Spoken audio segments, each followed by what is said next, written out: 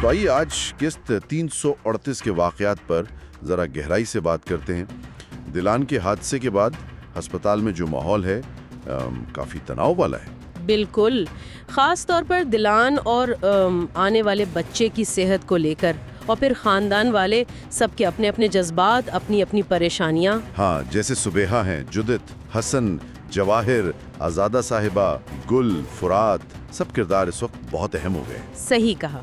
आज हम यही देखने की कोशिश करेंगे कि पर्दे के पीछे क्या चल रहा है, किसके दिल में क्या है। शुरुआत बारान से करते हैं। वो दिलान के पास बैठा है। वो एक लम्हा आता है ना जब दिलान बर्गर मांगती है। हाँ, और बारान फौरन वादा कर लेता है। ये दिखाता है कि वो उसकी हर ख्वाहिश, छोटी से छोटी भी, पूरी करना चाहता है। लेकिन ये बस एक हल्का फुल्का लम्हा था। असल में तो दिलान तकलीफ में है। बहुत ज्यादा। उसे दर्द कम करने की दवा चाहिए, और बारान वो तो वहाँ से हटने का नाम ही नहीं ले रहा। नर्स कहती भी है कि बाहर जाओ, मगर वो बड़ी मुश्किल से जाता है।